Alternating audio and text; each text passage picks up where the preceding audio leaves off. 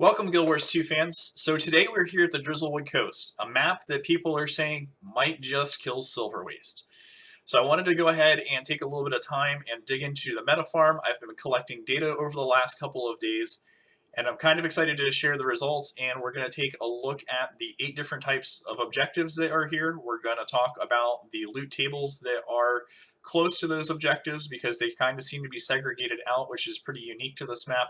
We are also going to be talking about the mechanics that are unique to this map, and we're going to talk about ways that you can maximize your farm while you're here in Drizzlewood Coast. As always, if you find this video helpful, please remember to like and subscribe. If you have any questions, feel free to ask them in the comments below. And without any further ado, let's go ahead and get into it. Okay, so we're going to talk about the 8 different objectives that you can capture here, and we are going to talk about the benefits that they provide after they are captured, both from the boss loot chest and then from the loot chest that you'll receive in 10-minute increments after you've captured that objective. The first objective is a Veloxin mine, and once you capture this, you will be receiving the ore chest bonus.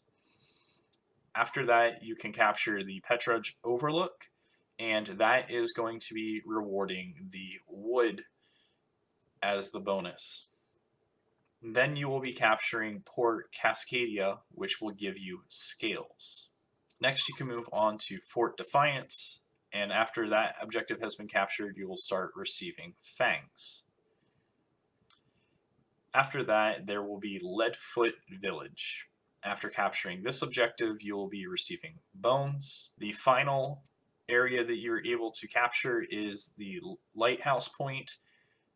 This objective will give you totems, and generally by the time you capture this, you are no longer receiving the map rewards, so you generally don't get the totem chests. After you've captured these objectives, you then are able to move to the boss, which is at Wolf's Crossing, and there aren't any specific types of loot that I've seen there. It's also worth noting that there are a large quantity of claws that you're going to be receiving as you are doing this map from the T6 and T5 perspectives, since most of the mobs you are facing are Charr. The first map mechanic that is unique to this map is the airdrop. So once you left click on an objective marker on the map of a point that you control or a zone that you are invading currently, you'll be given the option to airdrop into that zone. Once you're falling with your parachute, you're able to break the parachute by either just pushing your glide key, or you can also directly mount into your griffin. And this is going to help you get to objectives much faster and keep up with the meta farms. Let's go ahead and talk about the map currency War Supply. War Supply can be accrued in 2 different ways. The first way is through salvaging wreckage as you destroy buildings and barricades within the objectives you're attacking, and then also through salvaging Charr supply, which you will also be gaining on a rarer chance when you salvage wreckage, as well as event completion.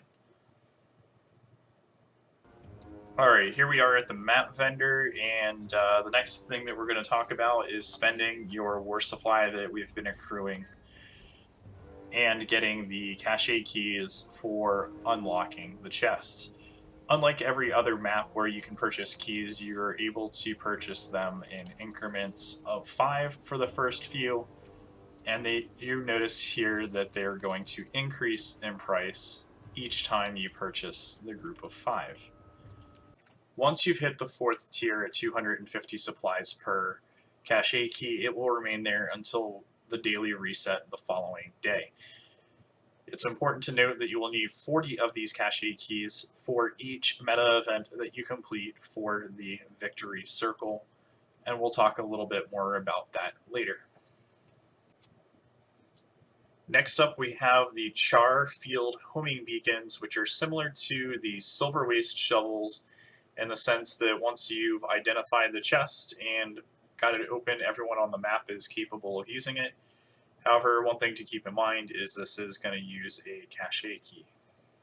Next is the United Legion Siege Blueprints. You have PvE Siege now. You will be using it to knock down the gates or take out the walls of the objectives so that you can move forward in your push towards the final meta fight.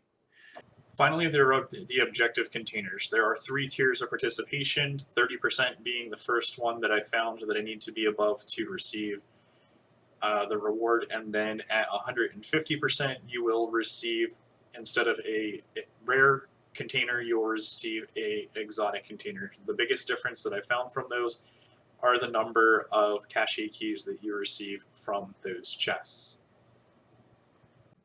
All right, in this section, we're going to talk about the bosses and fights here that are not grossly obvious or just things that I found that help out to make fights a little bit faster. The first one is in Leadfoot Village. As you go through, you're going to hit the first burn phase, and then the boss is going to teleport off into multiple locations with clones. The actual one is going to have the break bar on it, so you'll be able to identify the boss that way. Once you go through, fight him on the alternate location, he will then teleport back down onto the ground, and you'll be able to continue your burn phase. Port Cascadia. This boss's mechanics are really easy to identify. If you do raids or other high-level content, the boss will force you to fight both at a melee range as well as a distance. During different portions of the fight, you will see the blue arrows on this fight, which will indicate which section the boss is vulnerable to damage from.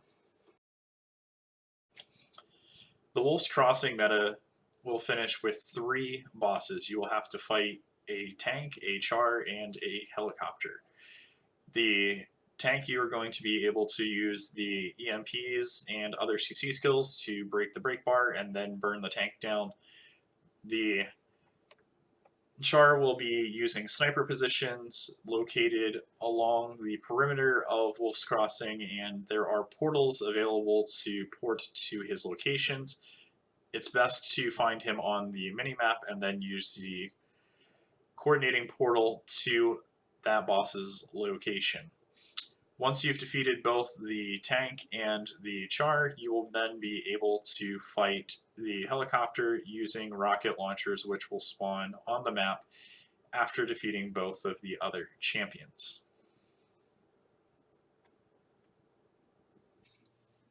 After defeating the meta boss events for Wolf's Crossing, you are then going to be taking your Victory Lap for the 40 chests that are going to be available across the map. These champions are going to spawn in 10 different locations. They will be in the same places each time, but will spawn in a different order. It is important to remember that at this point, you are going to need your 40 cache keys to loot all of the chests. So as we show a little bit of footage here of the victory circle, let's go ahead and talk about the ways you can maximize your farm while you're here. First of all, make sure you have all of your cache keys prior to the start of the final meta event. And then also make sure as the map is being taken over, make sure you're going through tagging as many events as humanly possible to build out that participation as early as possible. That way you can get your additional loot from the exotic chests. So comparing this map to Silverwaste, where I was getting between 25 and 30 gold per hour in Silverwaste, I was getting between 40 and 50 gold per hour here. So let's go ahead and take a look at the strengths of this map. The tier 6 orbs, which would be used for making amalgamated gemstones, I was averaging about 2.5 of each of those tier 6 per hour, as well as yielding high numbers of large and vicious claws, which are the tier 5 and tier 6 claws. And then also had good turnouts from blood, scales, and fangs on this map, while a lot of the other trophies yielded average or below average results. One other key thing to note is that the gear that you would get in Silverwaste is much higher compared to this map, but it is kind of made up for in the additional ore, cloth, and leather materials that are got through the reward chest every 10 minutes. All in all, this map is really strong and provides a really strong gold per hour. However, there's definitely still some value to each map that you're going to be able to farm. So I don't know that Silverwaste is necessarily going to be gone per se, but I think there's going to be a lot more people farming this map, at least here in the near future. Hopefully everyone's enjoyed this video. Hopefully you all have a great one. Happy farming, and we'll catch you next time.